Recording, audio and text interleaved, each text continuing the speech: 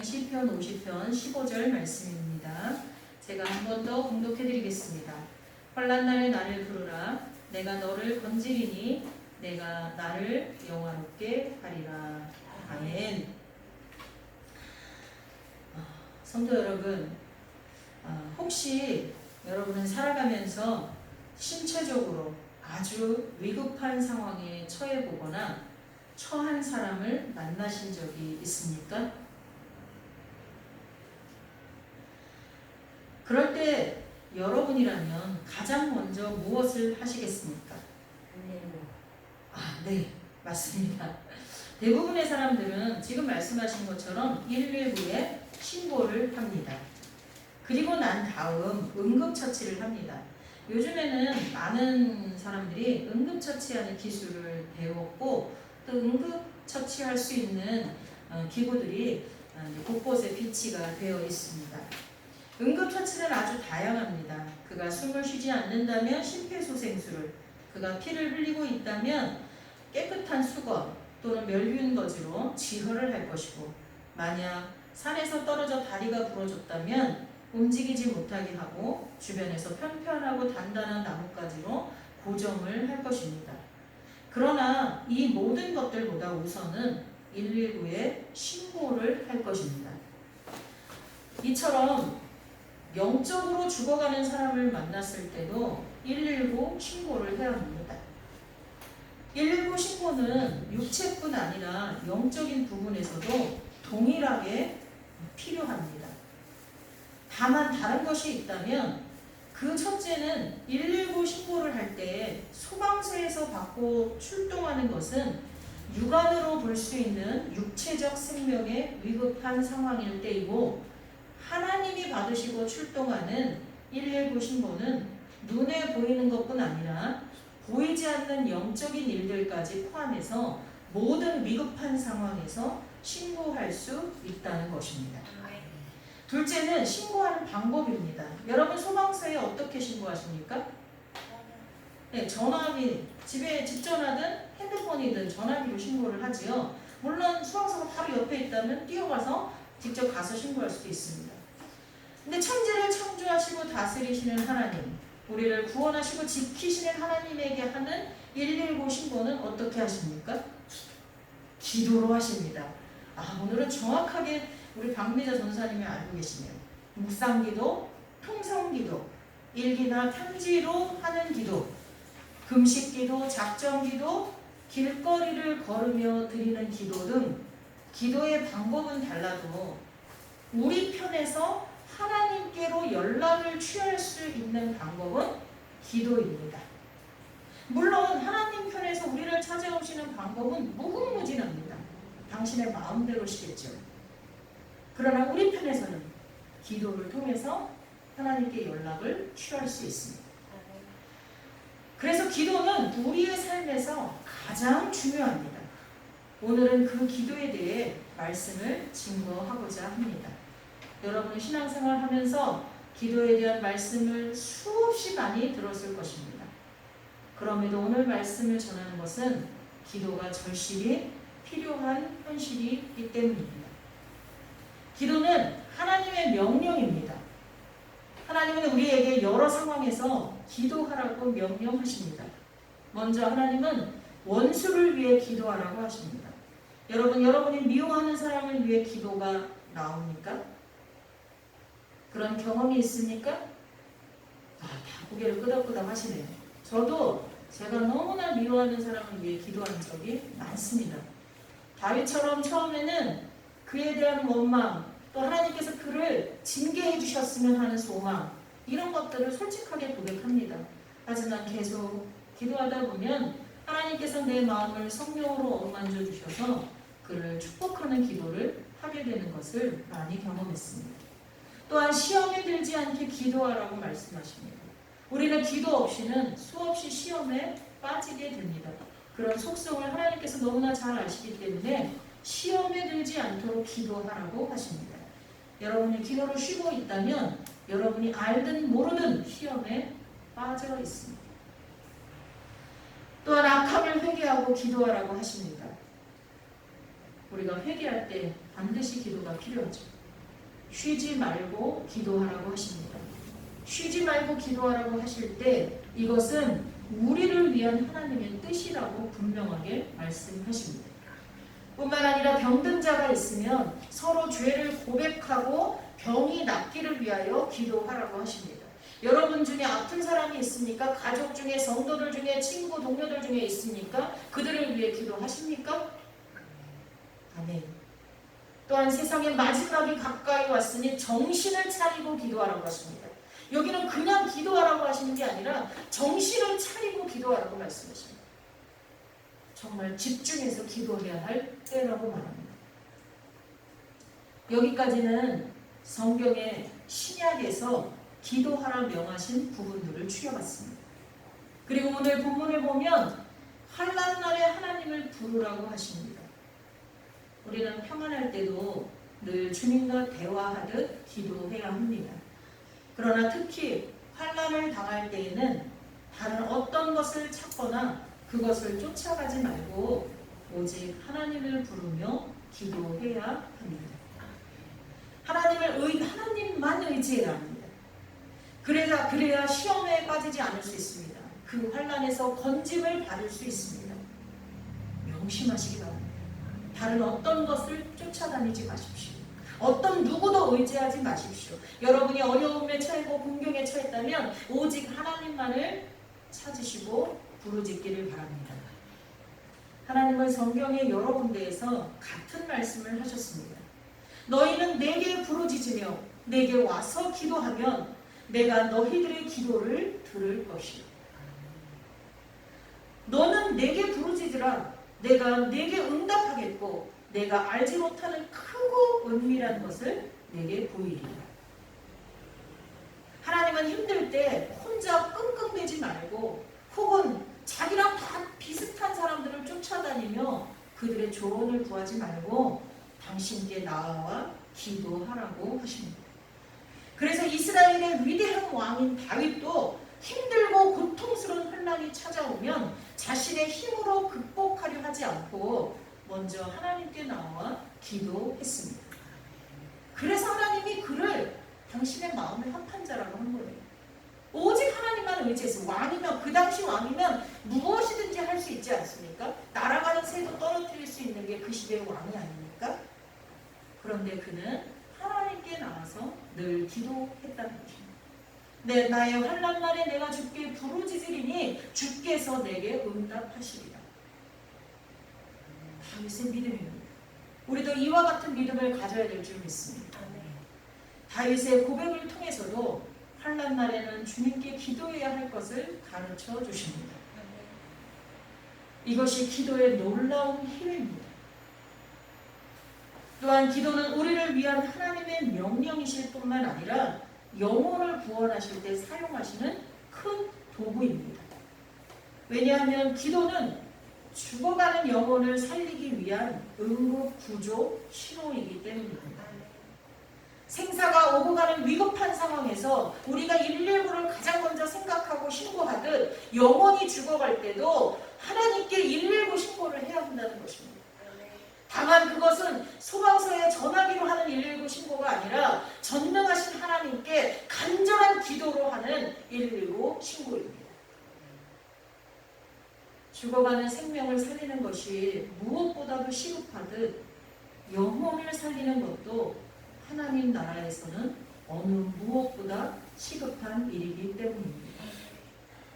그것은 하나님의 간절한 소망이시며 세상의 마지막이 늦게 오는 이유이기도 합니다.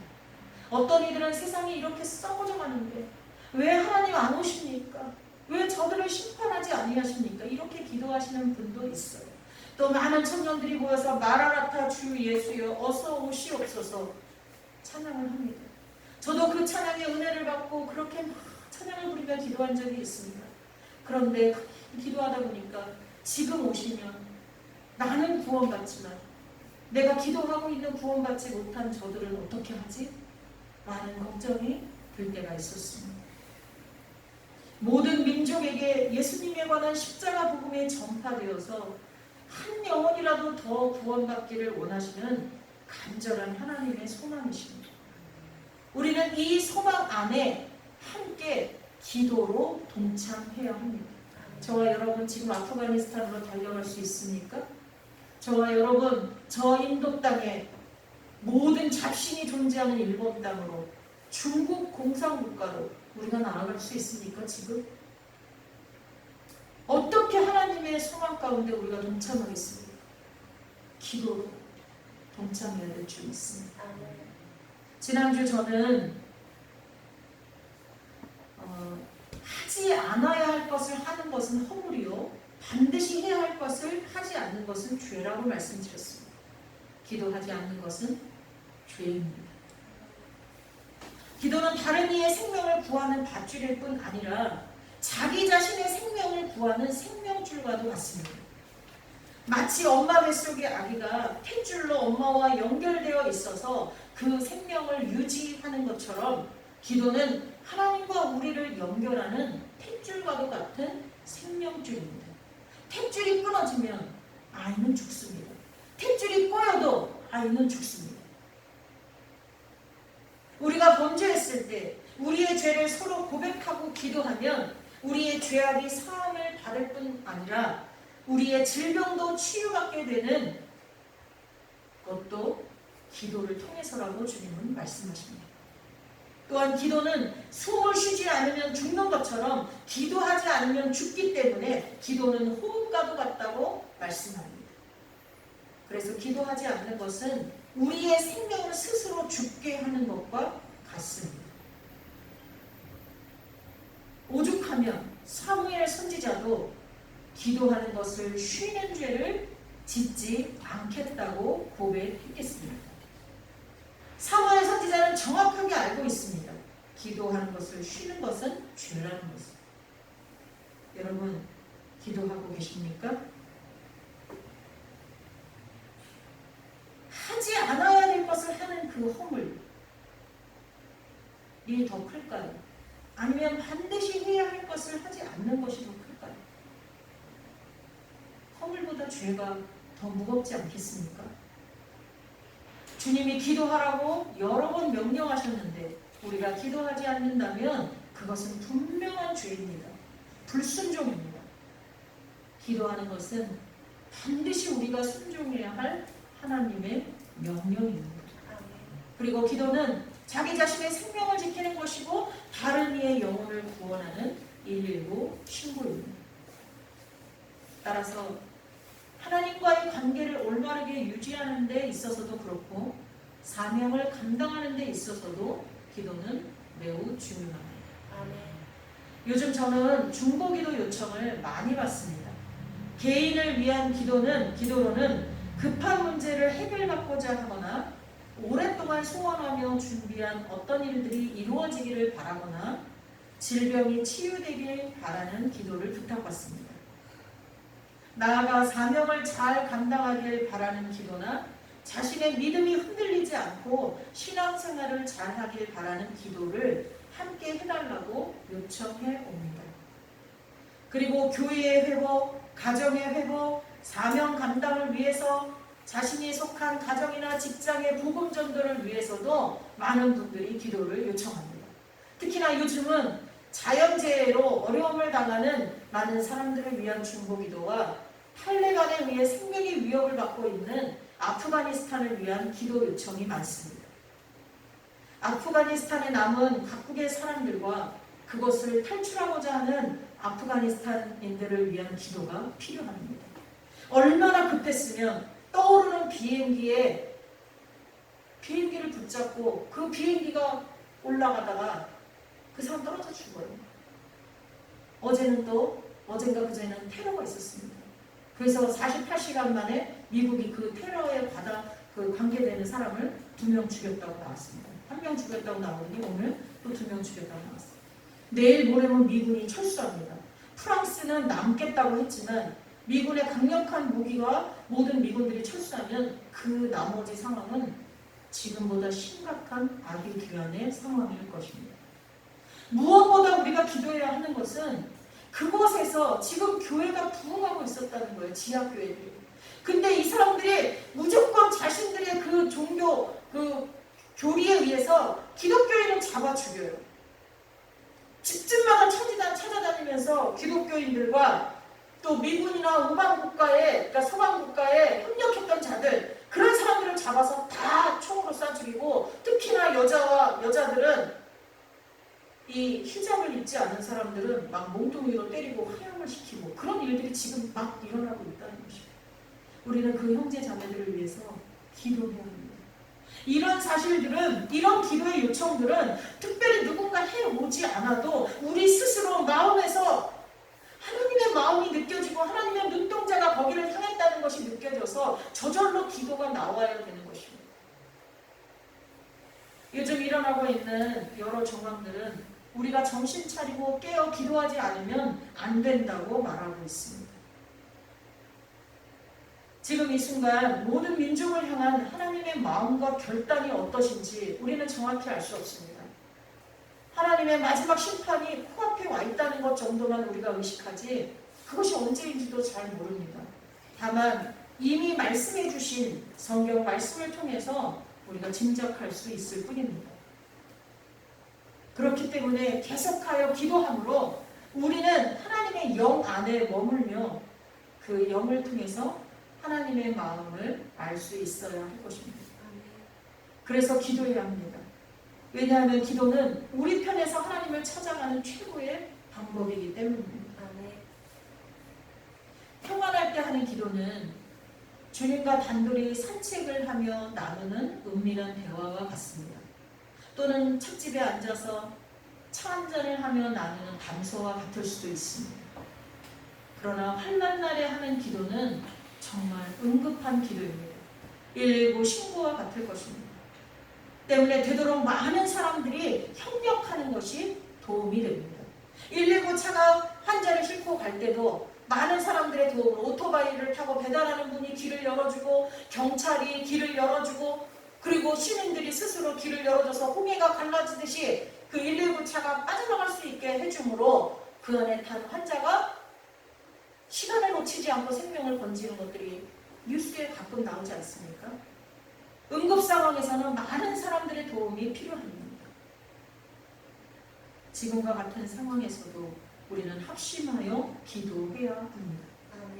혼자 골방에 들어가 은밀한 중에 구하는 기도도 필요합니다. 그것은 주님이 친히 가르쳐 주신 기도입니다. 그러나 지금은 우리 모두 함께 기도해야 할 때입니다. 물론 반드시 한 장소에 모여 기도해야 한다고 이야기하는 것은 아닙니다. 각각 장소는 다를 수 있습니다. 아니 어쩌면 지금과 같은 코로나 상황에서는 각각 다른 곳에서 기도 드릴 수밖에 없습니다. 하지만 마음을 모아야 합니다. 우리의 지체 중에 누구 한 사람에게라도 문제가 생기면 우리는 모두 함께 기도해야 합니다. 같은 기도 제목을 가지고 같은 마음으로 기도할 때 하나님의 놀라운 역사가 일어날 줄 믿습니다. 제가 아프간을 위해서 기도하면 여러분도 같이 기도해야 합니다. 제가 여기에 나오지 못하는, 예배하지 못하는 자들을 위해 기도하면 여러분도 그렇게 하고 있어야 합니다. 제가 여러분의 가정에서 구원받지 못한 가족들을 위해서, 여러분의 부모 형제를 위해서 기도하고 있다면 여러분도 그렇게 같이 기도하고 있어야 됩니다. 여러분, 새끼손가락에 가시, 조그만 가시만 박혀도 우리의 모든 신경이 그쪽으로 가지 않습니까? 별거 아닌데 근데 그게 신경이 쓰입니다. 근데 여러분은 그런 것처럼 우리의 지체 중에 누군가가 삶의 어려움과 고통을 당하고 있다면 그것에 신경을 써야 되지 않습니까? 근데 여러분은 너무 무신경하게 온몸이 마비된 사람처럼 내 신체의 일부가 썩어져 가는데도, 떨어져 나가는데도 관심을 두지 않고 있다면 여러분은 식물인간과 같지 않습니까? 심장은 뛰지만 뇌는 죽어있는, 판단도 못하고 의식도 못하고 감정도 없고 그런 상태의 환자가 아니겠습니까? 몸은 설사 식물인간 가운데 있다 할지라도 우리의 영은 살아있어야 되지 않습니까?